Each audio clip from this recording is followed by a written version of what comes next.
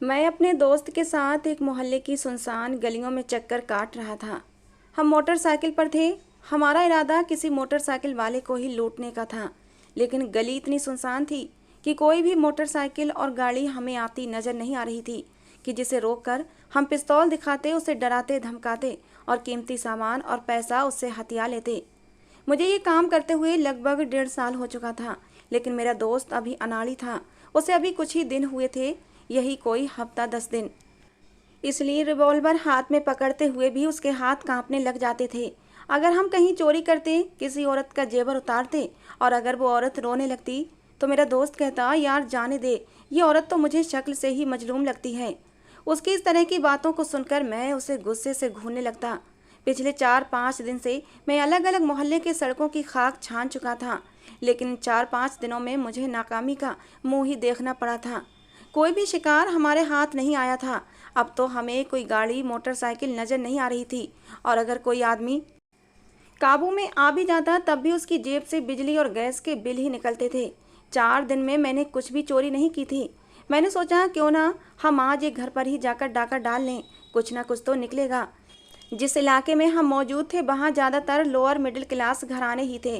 मैंने अपने दोस्त से कहा कि इस बार मैं किसी भी कीमत पर खाली हाथ नहीं जाऊँगा। ये सोचकर ही जिस दरवाजे के बाहर हम लोग खड़े थे उसी की दीवार फलांग कर अंदर चले गए। उस वक्त तो आंगन में अंधेरे का राज था। मेरे हाथ में छोटी सी एक टॉर्च लाइट थी। मैंने वो टॉर्च लाइट जलाई तो ये देखकर हैरत हुई थी कि वो घर तो बहुत ही छोटा सा था। आंगन में 2 चारपाइयाँ बिछी हुई थीं, जहाँ पर 2 औरतें लेटी हुई थीं। मैंने अपने दोस्त से धीरे से सरगोशी की कि सबसे पहले इनके कमरे की तलाशी लेते हैं, जो कुछ भी होगा कमरे में होगा। धीरे से चलते हुए हम उस घर के कमरे में चले गए थे।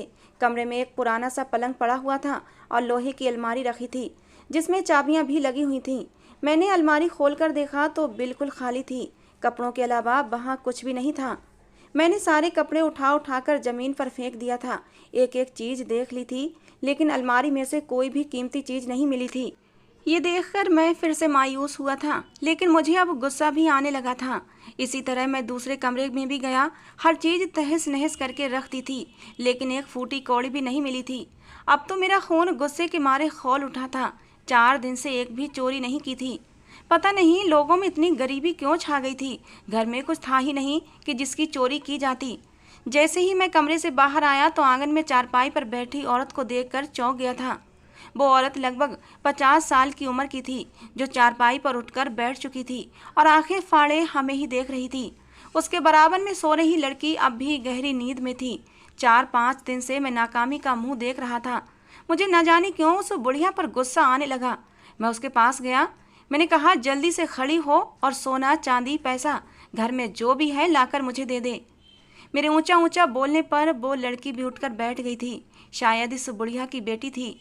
मैंने टॉर्च लाइट जब उसके चेहरे पर डाली तो मेरे होश उड़ गए थे। वो लड़की तो बेहद खूबसूरत थी।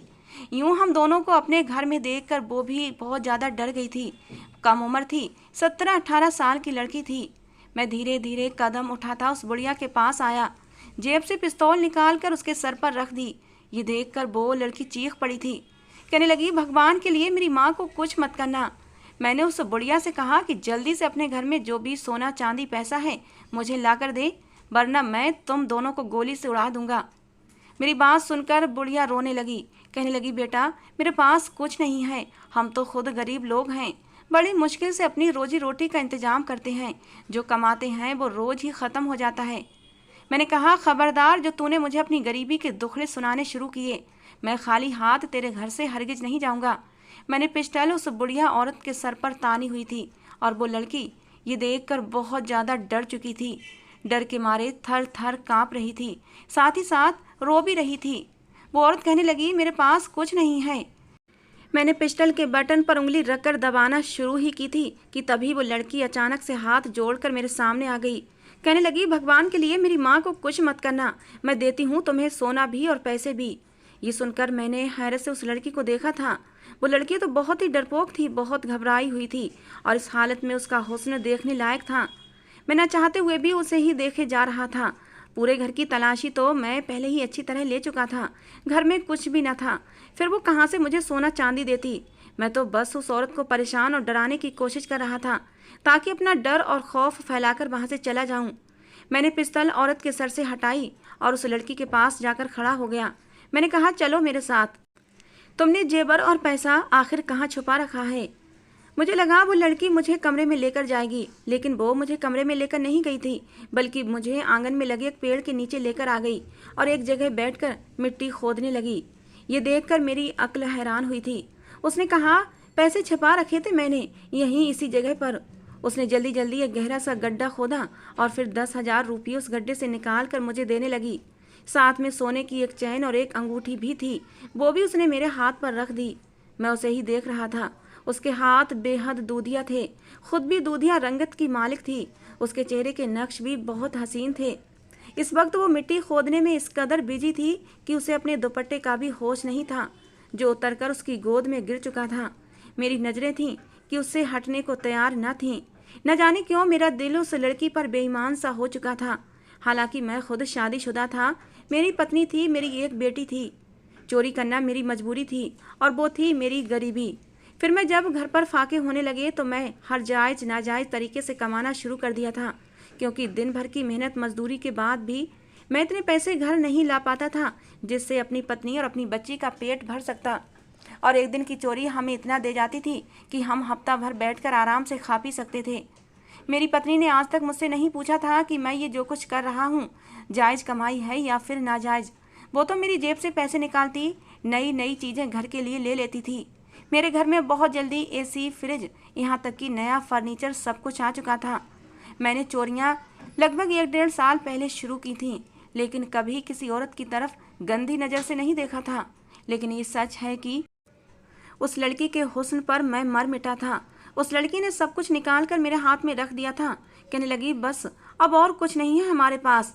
भगवान के लिए मेरी माँ को कुछ मत कहना। हम दोनों ही एक दूसरे का सहारा हैं और मेरी माँ के सिवा मेरा कोई नहीं है। वो लड़की मेरे हाथ जोड़कर विनती कर रही थी, लेकिन मेरी नज़रें तो अब भी उसके हुस्न पर टिकी हुई थीं, जो मुझे बुरी तरह घायल कर चुका था। मैंने जेवर और पैसे अपने दोस्त को पकड़ाए और कहा, इन सबको रुमाल में बांध लो। वो औरत रोते हुए कहने लगी कि ये मैंने अपनी बच्ची के दहेज के लिए इकट्ठे किए हैं। पाई पाई करके मैंने ये सामान जोड़ा है। भगवान के लिए ये सब कुछ लेकर मत जाओ, किसी गरीब की हाय मत लो। मैंने पाई पाई जोड़कर ये सब कुछ बनाया है। लेकिन मुझ पर उनके आंसुओं का कोई असर नहीं हुआ था। मैं इतने पाप कर चुका था कि मेरे दिल पर काली स्याही फैल चुकी थी। अब किसी के आंसू विनती करना मुझ पर असर नहीं करता था। जाने से पहले मैंने उस लड़की से कहा, मेरे साथ कमरे में चलो। ये सुनना था कि उस लड़की के साथ उसकी माँ का भी रंग उड़ गया था। उसकी माँ जल्दी से मेरे पैरों में गिर गई, कहने लगी, भगवान के लिए ये जुल्म मत करना। जो कुछ हमारे घर में जमा पूंजी थी वो सब कुछ तुम लेकर जा रहे हो। ठीक है, ले जाओ, हम मना नहीं करते। बल्कि मेरी बच्ची ने खुद अपने हाथों से निकाल कर वो जमा पूंजी तुम्हें दे दी है, लेकिन मेरी बच्ची को बर्बाद मत करना। ये सब सुनकर मेरा दोस्त मुझसे कहने लगा, ये क्या कर रहे हो तुम? देखो, चोरी तक तो बात ठीक है, लेकिन ये सब करना पाप है। उसकी बात अभी पूरी भी नहीं हुई थी कि मैंने पिस्टल उसके सर पर तान दी थी। मैंने कहा, ज़्यादा बकवास की तो तुम्हें भून कर रख दूंगा। शैतान पूरी तरह मेरे दिमाग पर हावी हो चुका था। मुझे किसी भी बात का कोई एहसास नहीं था। मैंने बड़ी बेदर्दी से उस लड़की का बाजू पकड़ा और उसे खींचते हुए कमरे में ले जाने लगा। वो लड़की रोने लगी, अपनी माँ से कहने लगी, माँ मुझे बचा लो। फिर मुझसे कहने लगी, भगवान के लिए मुझे बर्बाद मत करो। मेरी मंगनी हो चुकी है, मेरा रिश्ता टूट जाएगा। कोई भी लड़का मुझसे शादी नहीं करेगा।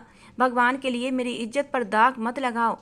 वो रो रही थी, हाथ जोड़कर विनती कर रही थी, यहाँ तक कि मेरे पैरों में गिर पड़ी थी। लेकिन मेरी आंखों में तो इस वक्त शायद पट्टी बंध चुकी थी। मैंने उसकी इज्जत को बुरी तरह तार तार करके रख दिया था। बड़ी ही बेरहमी से मैं उसके साथ पेश आया था। वो खुद को मुझसे छुड़ाने लगती तो मैं उसे मारने लगता। उसकी इज्जत को रौंद के मैं कमरे से बाहर आया था। उसकी सिसकियों की आवाज़ें अब भी मेरे कानों में गूंज रही थीं। मैं बाहर आया तो उसकी माँ बेजान शरीर के साथ चारपाई पर बैठी हुई थी। उसकी रंगत बिल्कुल सफ़ेद पड़ चुकी थी। नज़र झुकाए वो यूं बैठी थी जैसे अपना सब कुछ हार बैठी हो। लेकिन मैं कमीनगी से हंसता हुआ वहाँ से बाहर चला गया था। अपने किए पर मुझे कोई भी अफसोस नहीं था। जैसे ही मैं बाहर निकला, मेरा दोस्त मुझसे कहने लगा, ये तुमने अच्छा नहीं किया। वो नया नया इस काम में शामिल हुआ था, इसलिए उसका ज़मीर पूरी तरह मरा नहीं था। मैंने तो गरीबी के हाथों मजबूर होकर बहुत जल्दी ही अपने ज़मीर का गला घोंट कर उसे मार दिया था। पहले मैंने चोरी चकारी शुरू की और फिर शराब भी पीने लगा था, और आज तो मैंने ये पाप भी कर लिया था। मुझे ना पहली चोरी करते हुए शर्म आई थी, और ना ही पहली बार शराब का गिलास पीते हुए, और ना ही आज ये पाप करते हुए मुझे शर्म आई थी, और ना ही कोई अफसोस था। मेरा दोस्त मुझे नफरत और गिरी हुई नज़र से देख रहा था, और फिर तेज तेज कदम उठाकर मुझसे आगे चलने लगा। कहने लगा, चोरी तक तो ठीक था, तुम गरीबी के हाथों मजबूर थे और मैं भी गरीबी का सताया हुआ था, तभी तो तुम्हारे साथ चोरी में शामिल हो गया था।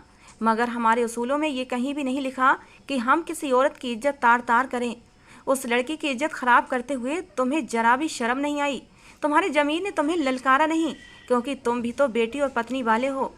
उसने मेरी गैरत जगाने के लिए अभी बस इतना ही कहा था कि मैंने एक जन्नाटेदार थप्पड़ उसके मुंह पर मार दिया था। अगले ही पल मैंने उसका गिरेबान पकड़ा और वहीं सड़क पर गिराकर पिस्टल उसके सर पर तान दी थी। मैंने कहा, तेरी हिम्मत कैसे हुई मेरी बेटी का नाम लेने की? इतना कहकर मैंने उसे पिस्टल के बट से मारना शुरू कर दिया। उसके माथे से खून का फव्वारा निकला था। वो मुझे धक्का देकर दूर कर रहा था। कहने लगा, मैं गरीबी के हाथों मजबूर होकर चोरी करने पर मजबूर जरूर हुआ हूँ, मगर मैं बेगैरत और बेजमीर नहीं हूँ कि किसी मासूम लड़की की इज्जत को तार तार होता देखूँ और कुछ भी ना बोलूँ। वो मुझे धक्का देकर वहाँ से जा चुका था और मैं उसे कह रहा था कि तुझे मैं इस गिरोह से निकलवा कर रहूँगा। मैं तुझे अब इस गैंग में शामिल रखना ही नहीं चाहता। मैं उसे बुरा भला कहता हुआ आगे बढ़ने लगा। मुझे कुछ साल पहले का एक हादसा याद आने लगा जो मैंने ऐसे ही अपनी आंखों के सामने देखा था। वो पहली बार था जब मैं गरीबी के हाथों सताया हुआ था और इस गैंग में नया नया शामिल हुआ था। अपने माँ बाप का इकलौता बेटा था। माँ बाप ने मुझे पढ़ाया लिखाया। उन्होंने अपनी सारी जमा पूंजी मेरी पढ़ाई लिखाई पर खर्च कर दी थी, ताकि मैं पढ़ लिख कर एक अच्छा अफसर बन सकूं और उन्हें खूब कमा कर दे सकूं, उनका नाम रोशन कर सकूं।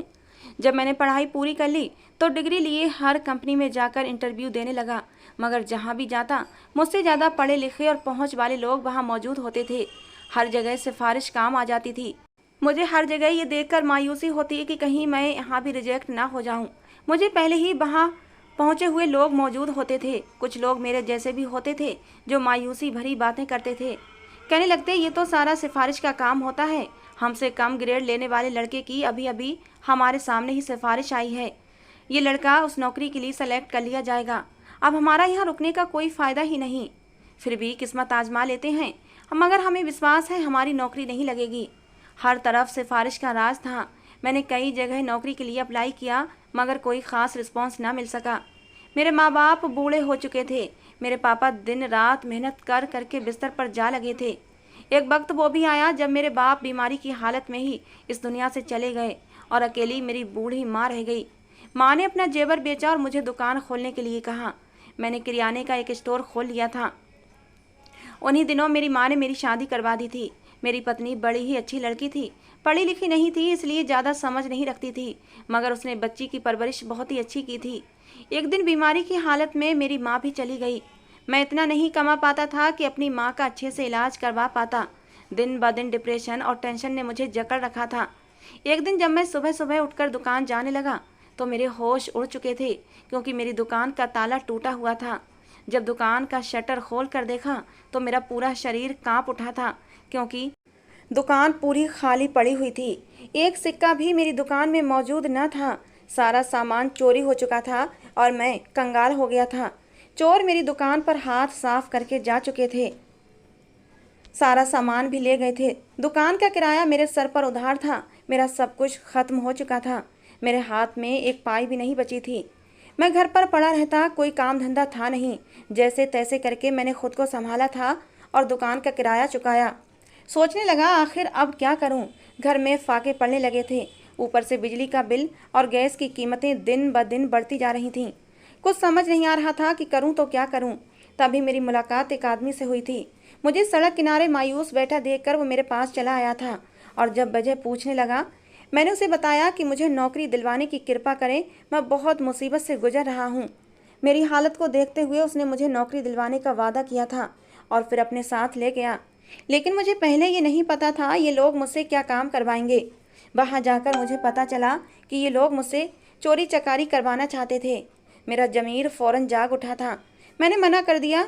मैंने जब बीवी बच्चों को भूखा देखा तो फिर मजबूरन उनके पास दोबारा चला गया।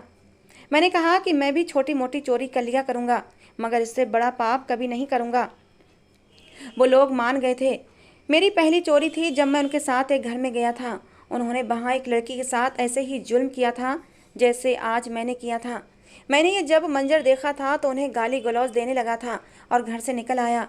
मगर वो लोग कहने लगे, अभी तुम इस मामले में नए नए हो इसलिए ऐसा कर रहे हो, जब तुम्हें आदत हो जाएगी तुम्हें ये सब कुछ नॉर्मल लगने लगेगा।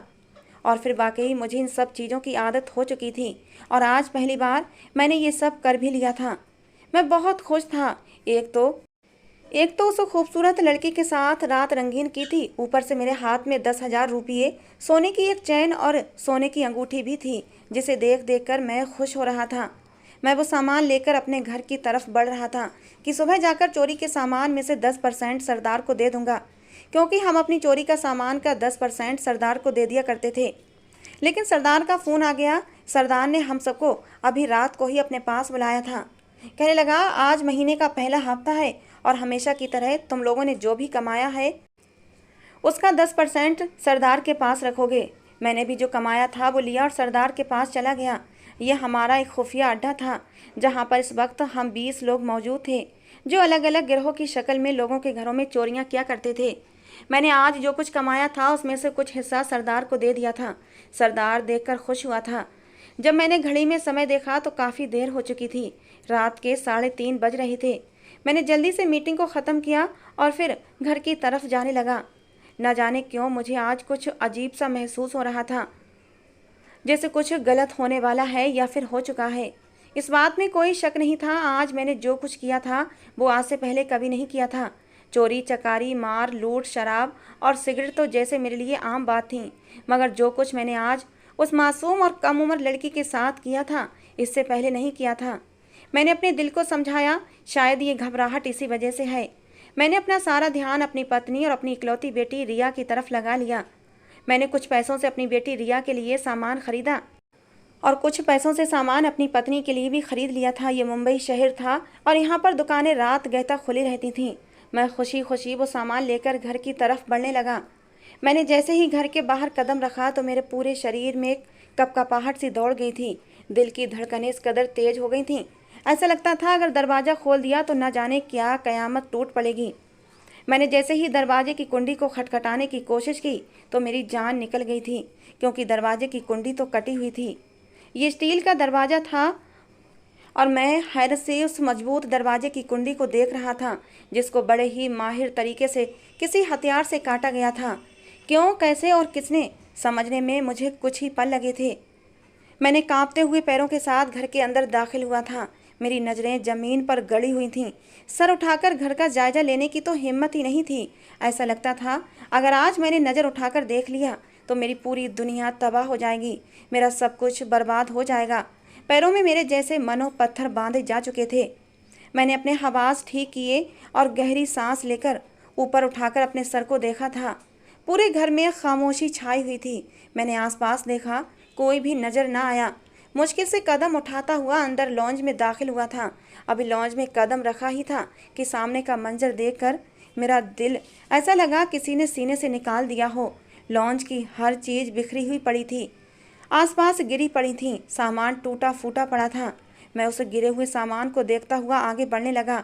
जब और आगे आया तो मुझे दीवार के सहारे बैठी हुई अपनी पत्नी दिखाई दी थी, जिसका दुपट्टा गिरा हुआ था, बाल बिखरे हुए थे, चेहरा लाल था, उस पर एक अजीब सा सख्ता सा सवार था। वो एक ही जगह नजरें जमाए बैठी थी। मैं चलता हुआ उसके करीब आया, उसे कंधों से थाम कर कहने लगा, क्या हुआ है ये सब कुछ? ये तुम्हारी हालत कैसे हुई? घर में क्या कोई आया था? मेरी पत्नी सख्ते की हालत में ही बैठी रही। मैं नज़र दौड़ा दौड़ा कर अपनी इकलौती बेटी रिया को ढूंढने लगा, मगर वो मुझे कहीं नज़र ना आई। मैं लंबे लंबे सांस लेकर खुद को संभालने की कोशिश कर रहा था और अपनी पत्नी को झिझोड़ कर पूछने लगा, बताती क्यों नहीं, क्या हुआ है और रिया कहाँ है? मैंने उसे ज़ोर से झिझोड़ दिया था तो वो होश में वापस आई थी।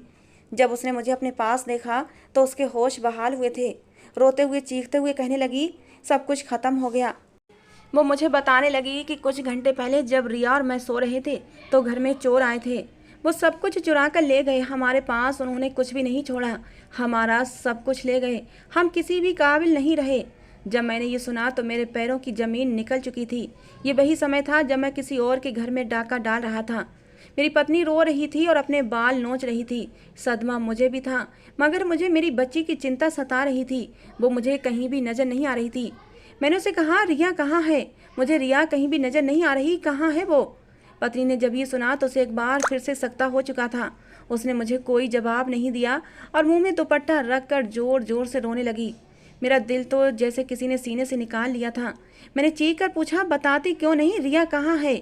तो उसने कमरे की तरफ इशारा कर दिया। मैं फौरन उठा और कमरे की तरफ भागा था। हिम्मत करके दरवाज़ा खोला, वहाँ पर कोई भी मौजूद न था। कमरे की हर चीज़ बिखरी हुई पड़ी थी। कीमती सामान चोरी हो चुका था, जो आज तक मैंने चोरी के पैसों से लाकर घर में सजाया हुआ था। कमरे में कोई नहीं था। हाँ, वॉशरूम का दरवाज़ा आधा खुला हुआ था। मैं धीरे से चलते हुए वॉशरूम के करीब आया तो मेरे पैरों के नीचे से ज़मीन निकल गई थी, क्योंकि पूरे वॉशरूम में खून फैला हुआ था। सामने का मंजर मेरी जान निकाल गया था। मेरी बेटी वॉशरूम में गिरी पड़ी थी। उसकी कलाई पर जख्म का निशान था। खून बह रहा था और खून बहने से पूरा फर्श लाल हो चुका था। रिया मर चुकी थी, मगर मुझे तो कुछ भी दिखाई नहीं दे रहा था। मेरे मुंह से आवाज़ भी नहीं निकल रही थी। ये क्या हो गया था? मैंने कांपते हुए रिया की तरफ बढ़ा था। मैंने उसे हिलाने की कोशिश की, उसे आवाज़ लगाई, रिया उठो, देखो पापा आ गए हैं। लेकिन रिया ने कोई भी आवाज़ नहीं दी थी। पिछले महीने तो मेरी बेटी 16 साल की हुई थी। कितनी खुश थी वो अपने बर्थडे को लेकर, और बड़े ही धूमधाम से मैंने उसका बर्थडे मनाया भी था। लेकिन आज वो कैसी चुपचाप पड़ी थी। मैंने उसे हिलाया जुलाया, लेकिन उसने कोई भी आवाज़ नहीं दी। आवाज़ देती भी कैसे? वो तो इस दुनिया से जा चुकी थी। मैंने फ़ौरन रिया को उठाया और अस्पताल ले जाने लगा, मगर मेरी पत्नी ने मेरा हाथ रोक दिया। कहने लगी, कोई फ़ायदा नहीं, इसने उसी पल अपनी जान दे दी थी जब चोरों ने इसकी इज्जत पर हाथ डाला था। वो लोग कमरे से बाहर निकले तो मैं कमरे में गई थी, मगर रिया ने वॉशरूम में लगे शीशे को तोड़कर उसके कांच से अपनी कलाई काट ली थी। मैं सर पीटने लगा था, खुद को नोचने लगा था, अपना सर दीवार पर मारने लगा, दहाड़े मार मार कर रोने लगा था। दीवार पर सर मारने की वजह से मेरा सर फट चुका था। आखिर ये सब कैसे हुआ था? आज मैं किसी और की इज्जत पर हाथ डाल रहा था और वही सब कुछ पलटकर मेरी बेटी के पास आया था। मेरी बेटी जान की बाजी हार चुकी थी। मैं रो रो कर सारी हकीकत अपनी पत्नी को बता रहा था। मेरी पत्नी ने जब ये सुना तो मेरे मुंह पर एक जोरदार तमाचा मार दिया। कहने लगी, तुझे शर्म ना आई? ये तेरे ही बुरे काम थे जिसका खमियाजा तेरी बेटी को भुगतना पड़ा। तो जैसे बाप को तो मर ही जाना चाहिए। ये बात सुबह तक पूरे मोहल्ले में फैल चुकी थी। अपनी बेटी का अंतिम संस्कार करने के लिए जब मैं पहुंचा तो वहाँ एक अर्थी और लाई गई थी। मैं तो पत्थर बना देख रहा था। मोहल्ले वालों ने पुलिस को भी खबर कर दी थी और मैं तो खुद हथकड़ी लगवाने के लिए तैयार था। शायद इसी तरह मेरे गुनाहों की माफ़ी हो सकती थी। वहाँ एक अर्थी और लाई गई थी और उस अर्थी को भी मेरी बेटी की तरह चिता के हवाले कर दिया गया था। ये उसी माँ की अर्थी थी जिसकी बेटी की इज्जत को रात को मैंने रौंद कर रख दिया था। वही बूढ़ी औरत जो मेरे आगे हाथ जोड़कर अपनी बेटी की इज्जत की भीख मांग रही थी, मुझसे विनती कर रही थी, मुझे दुहाइयाँ दे रही थी, लेकिन मैंने उसकी एक न सुनी थी और उसकी बच्ची की इज्जत तार तार कर दी थी। वो माँ सदमे से मर चुकी थी। मेरे पास सिवाय पछतावे और माफ़ी के कुछ भी नहीं बचा था। मुझे नहीं पता उस लड़की का क्या हुआ था। उस रात जब मैं उसके साथ ज़बरदस्ती कर रहा था, उसने मुझे रोते हुए विनती की थी कि हम माँ बेटी एक दूसरे का सहारा हैं। मेरी माँ के बिना इस दुनिया में मेरा कोई नहीं, और उसकी माँ उसे छोड़कर चली गई थी सिर्फ और सिर्फ मेरी वजह से। पता नहीं उस लड़की का क्या हुआ था। अंतिम संस्कार में जितने भी लोग थे मैंने आंखें फाड़ फाड़ कर देखा था। मुझे कहीं भी वो लड़की नज़र नहीं आई थी। बस कुछ ही लोग थे जो शायद उसके मोहल्ले के थे। वो लोग उस औरत का अंतिम संस्कार करके चले गए थे। मैं थके हुए कदमों से घर आ गया था। मुझे किसी भी पल अब चैन नहीं आता था। मेरी पत्नी मुझसे नफरत करती है। हर वक्त मेरी मासूम भोली भाली रिया का चेहरा मेरी आंखों में घूमता रहता है। मैं रातों को चीख चीख कर उठ जाता हूँ। ऐसा लगता है कि जैसे रिया मुझसे चीख चीख कर अपने ऊपर हुए जुल्म का हिसाब मांग रही है। वो कह रही है कि पापा, जो भी मेरी हालत हुई उसके जिम्मेदार आप हैं। आपकी वजह से मैंने ये दर्द सहा है। मेरी पत्नी मेरे साथ रहने पर मजबूर थी, क्योंकि वो बिना पढ़ी लिखी लड़की थी। उसका कोई सहारा नहीं था, लेकिन उसके दिल में अब भी मेरे लिए कोई जगह, कोई सम्मान नहीं था। मैं बस अपनी ज़िंदगी काट रहा था। मैंने एक हॉस्पिटल में चपरासी की नौकरी कर ली थी। सारा चोरी चकारी का काम छोड़ दिया था। जो थोड़े बहुत पैसे मिलते थे उससे हम दोनों पति पत्नी अपना जीवन काट रहे थे। इस बात को लगभग 1.5 साल गुजर गया था। एक दिन मैं अपने काम के अनुसार अस्पताल में सफाई कर रहा था कि तभी मुझे किसी के रोने की आवाज़ आई थी, जो डॉक्टर से कह रहा था, प्लीज़ मेरी पत्नी को बचा लो, उसे कुछ नहीं होना चाहिए, वरना मैं भी मर जाऊंगा। मैंने मुड़कर देखा तो मैं हैरान रह गया था। वो कोई और नहीं, मेरा वही दोस्त था जो उस रात मेरे साथ चोरी करने उस लड़की के घर गया था और उस लड़की की इज्जत तार तार करने पर मुझे बुरा भला कह रहा था। मैं उसके पास आ गया। उसने मुझे फ़ौरन ही पहचान लिया था, लेकिन मुझे देखते ही नफ़रत से मुंह फेर लिया। मैंने कहा, मेरे दोस्त, मुझे माफ़ कर दे। उस रात मैं तेरी बात मान लेता तो आज मेरे ऊपर ये कहर न टूटा होता। वो कहने लगा, लेकिन मुझे तुझसे कोई बात नहीं करनी। मुझे कोई फ़र्क नहीं पड़ता कि तेरे ऊपर क्या बीती है। हाँ, ये पता है, उस रात के बाद मैं बिल्कुल बदल गया था। मैंने अपने सारे पापों से माफ़ी मांग ली थी और आज मैं एक अच्छी खुशहाल ज़िंदगी जी रहा हूँ। वो मेरी बात सुनने को तैयार नहीं था। उसे अपनी पत्नी की चिंता थी, जो प्रसव पीड़ा से तड़प रही थी। उसने शादी कर ली थी और उसकी पत्नी आज एक बच्चे को जन्म देने वाली थी, लेकिन उसकी पत्नी की डिलीवरी में कुछ समस्याएं पैदा हो गई थीं। डॉक्टर नाउम्मीद थे कि मां को बचाना मुश्किल है और इसी वजह से मेरा दोस्त रोहित रो रहा था और डॉक्टरों की विनती कर रहा था कि उसकी पत्नी को कुछ नहीं होना चाहिए। लेकिन भगवान की कृपा हुई थी कि सब कुछ नॉर्मल हो गया था। डॉक्टरों की जी तोड़ कोशिश के बाद उसकी पत्नी ने एक सेहतमंद बच्चे को जन्म दिया था। उसकी पत्नी ने एक चांद से बेटे को जन्म दिया। वो बहुत खुश था, पूरे अस्पताल में मिठाई बांट रहा था। मैं उसके खुशी से चमकते चेहरे को देख रहा था। उसने बुराई के रास्ते को अपनाया जरूर था, लेकिन जल्दी ही उस बुराई के रास्ते से हट भी गया था और आज उसके जीवन में सच्ची खुशियां थीं। मैं उसके पास गया तो उसने मिठाई का एक टुकड़ा मेरे मुंह में भी डाल दिया। कहने लगा, जितनी भी खुशियां मेरी ज़िंदगी में हैं, सिर्फ तुम्हारी वजह से हैं। मैं हैरत से उसका मुंह देख रहा था। कहने लगा, मेरी पत्नी से नहीं मिलोगे? मैंने हाँ में सिर हिला दिया। कहने लगा, तुम दूर से ही मेरी पत्नी को देखना, मैं नहीं चाहता तुम उसके सामने जाओ। तुम्हारे जैसे इंसान का साया भी मैं अपनी पत्नी और अपने बच्चे पर पड़ने देना नहीं चाहता। मैं उसकी बात पर शर्मिंदगी से सर झुका गया था। वो मुझे कमरे के सामने ले गया और एक खिड़की खोल दी और मैंने जब खिड़की से अंदर देखा तो मैं दंग रह गया था। उसकी पत्नी कोई और नहीं, वही लड़की थी जिसकी इज्जत मैं उस रात रौंद आया था। आज उस लड़की के चेहरे पर सच्ची खुशी चमक रही थी। बीते हुए दर्द का कोई भी निशान उसके चेहरे पर नहीं था। शायद वो अपने गुजरी हुई तकलीफ और दर्द भरे पलों को भूल गई थी। रोहित की मोहब्बत ने उसे सब कुछ भुला दिया था। मैं एकदम ही खिड़की से हट गया था। रोहित मेरे सामने आ गया। कहने लगा, उस पूरी रात मुझे चैन नहीं आया था। पूरी रात मैं तड़पता रहा था। रह रहकर उस मासूम लड़की की चीखें मेरे कानों में सुनाई देती थीं और मैंने एक फैसला कर लिया था उस लड़की को सहारा देने का। मैं तीसरे दिन ही उस लड़की के घर पहुंच गया था, लेकिन तब तक मुझे पता चला उसकी माँ इस सदमे में मर चुकी थी। वो अनाथ हो गई थी, उसका कोई भी नहीं था। मैंने उसे शादी कर ली और उसे ज़िंदगी की सारी खुशियाँ दी। धीरे धीरे वो सारे गम भूल गई है, मुझसे बेपनाह मोहब्बत करती है और मैं भी उससे बहुत मोहब्बत करता हूँ। मेरे दिल को आज बहुत सुकून है और मेरे पास भगवान का दिया सब कुछ है। नंदिनी मेरे लिए बहुत ही खुशकिस्मत साबित हुई थी। उसके कदम मेरे घर में क्या पड़े कि मेरे घर में किसी भी चीज़ की कोई कमी ना रही। आज मैं उसके साथ एक खुशहाल ज़िंदगी जी रहा हूँ और तुमने जो पाप किए थे उनकी सज़ा तुम भुगत रहे हो। मुझे पहले ही पता चल गया था कि तुम्हारी बेटी के साथ क्या हुआ था, लेकिन मैं तुम्हारा चेहरा भी देखना नहीं चाहता था, इसलिए मैंने तुमसे मिलने की कभी कोशिश ना की। और आगे भी हाथ जोड़कर विनती है कि मेरी ज़िंदगी में कभी दखलंदाजी मत करना, क्योंकि तुम जैसे इंसान से दूर रहना ही अच्छा है। ये कहकर रोहित चला गया था अपनी पत्नी और अपने बच्चे के पास। मैंने खिड़की से झांक कर देखा, वो अपने बच्चे को गोद में लेकर उसके माथे को चूम रहा था। उसके बाद उसने अपनी पत्नी के माथे को भी चूम लिया था। कितना खुशहाल परिवार था। मेरी आंखों में आंसू आ गए थे। काश मैं वो सब कुछ न करता तो मेरा भी ये खुशहाल परिवार होता।